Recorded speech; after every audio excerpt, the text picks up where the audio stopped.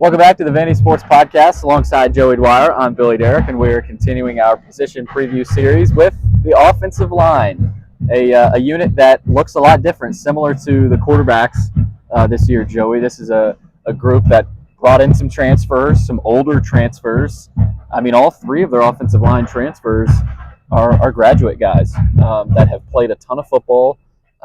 They've got decent size. You know, it's not like they're coming in here and you're worried about how they stand up. I think Losoya, Hubbard, and Mitchell headline this group. And you've also got Gunnar Hansen in there as well, of course. But it's a very different looking room, and I think it had to look different after last year. Yeah, I mean, they had to do something differently on the offensive line, and I think they certainly did. I think they put some resources into the offensive line, which is really something they needed to do. I view this as maybe the second most important position group, at least on the offense, maybe on the whole team, Billy. Their offense cannot go, especially as currently constructed with what they want to run and what they want to accomplish with their offense, without a competent offensive line. And last year, I don't know if they had that.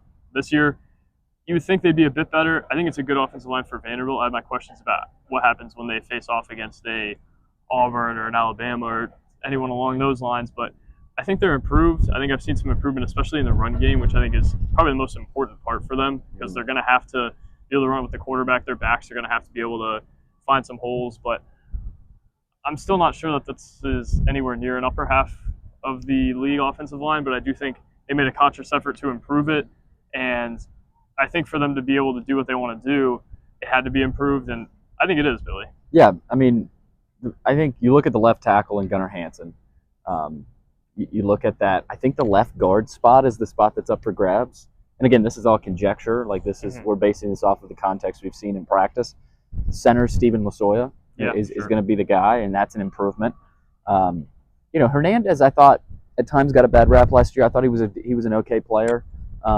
Again, I still think Losoya is an upgrade there at right guard. I think you're looking at Stephen Hubbard, a guy that's played a ton of football. I think he could be their best offensive lineman. I don't know if he's an NFL prospect, but like for this year specifically, he could be the most important guy because he's more interior. You know, Hansen kind of is what he is. We know what to expect, I think, from Hansen. He's a really good offensive lineman. I think he could be an NFL player. But in terms of importance and improvement from last year, I think Hubbard is very important in that regard. Chase Mitchell on the right side. And your tackles, you know, I know Hansen was one of your tackles last year, but especially Mitchell, that's another upgrade. You know, are these guys totally proven? You know, I'm not saying I've watched a ton of film on Mitchell and Hubbard and Losoya, but they've played football. They've played a lot of high-level football. Losoya at Mississippi State, Mitchell coming over from Liberty under Klinakis, so knowledge of his scheme and what he wants to do, especially with a lot of the running quarterbacks he's coached, that helps. And at Liberty is not, I mean, that's a really good group of five school. And then you look at, you know, Gunnar Hansen as well has played here before, Hubbard from UTEP. So I just look at the three guys they brought in, Joey, and I think it's going to be an upgrade, but how much of an upgrade? We will see. And it's a different style offensive line. You know, they'll be switching sides. You know, something that we saw initially a little bit like, okay, now this guy's on the left side. Now he's and we'll get more into that. But I just think with this offensive line, they have to be better. They will be better. But how much? It's like a lot of it's like a lot of position groups. How are we talking about this offensive line? Man, because a couple of years ago, Blazek and that offensive line, I thought with that run scheme and Mike Wright and Ray Davis, were really able to show some good stuff. We need to be talking about this offensive line by the end of the season, saying, man, they have been a group that improved a lot from last year and is a big part of why this team is winning. And if not, this team's in trouble. Oh, 100%. And I think another line we need to talk about is Misa Sandoval. I think that guy might have He's gotten a lot better. He might have the second best NFL odds out of any of them in a year or two down the line just because of his physical traits. He can really move. He's big. He's physical. I like what they've got there. I think he's got a chance to play. I think Gage Pitchford's got a chance to play. Also interesting to think about where they put Gunnar Hansen and kind of how he's best suited. I think Grayson Morgan being out is something that has kind of hurt them throughout the fall. I thought he was a guy that maybe had a chance, but man, he's just struggled to get on the field. So I am interested to see kind of how it all plays out there, but I think they are a key component to this. And you said that about every offensive line, especially so this offensive line. You look at the quarterback play, and how much they're going to have to run it.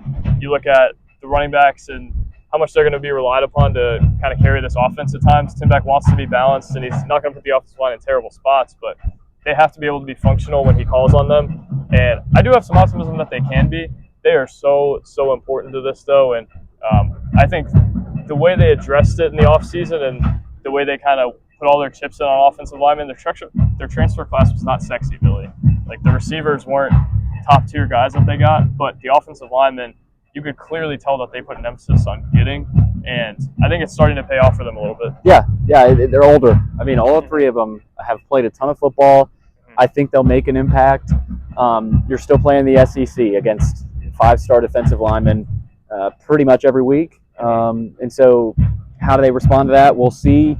They've got to be able to move the football on the ground. You have to be able to run block better than what they did last year. Coach Beck mentioned that. He said, we want to be a physical offense. So there's some pressure on this unit to really perform. You can't afford injuries, really. There's not a ton of depth there's not a ton of quality depth on this line. I think you've got 6 guys that you really like. You've got your starting 5 that we mentioned. It includes Sandoval in there with the 4 guys. And then you like Grayson Morgan. Can he stay healthy, though? I haven't hated what I've seen from Pitchford so far, Gage Pitchford. You've got some other depth pieces there that will play as well, but the margin for error is very small with this group. And, you got to give credit to Coach Klanakis, I think, so far. I think he's really instilled a mindset into these guys. Talk to whether it's Misa or Steven or Lasoya, they love playing for him. Like, genuinely, they've gotten better, and his style is different than Blazik, and maybe that's what they needed. Maybe you bring Beck in, and that's the style they needed. And so you've got an older offensive line coach, you've got older players. They want to run the football.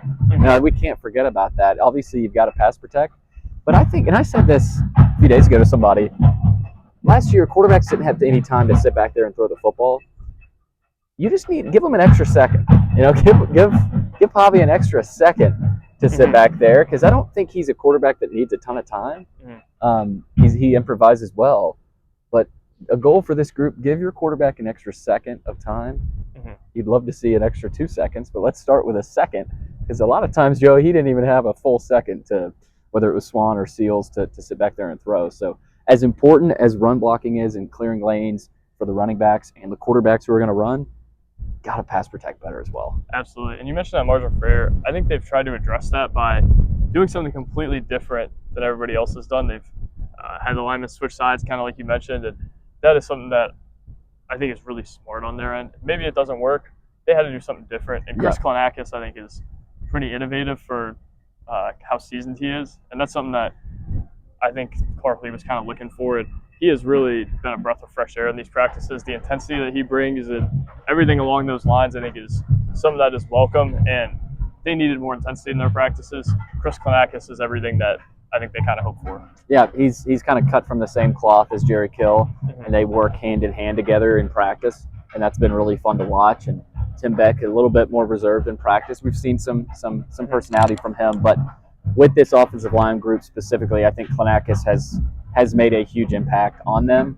But again, I mean, left tackle, you've got Gunnar Hansen, who you're confident in, and you see a bright future in. Left guard, I think it's a battle.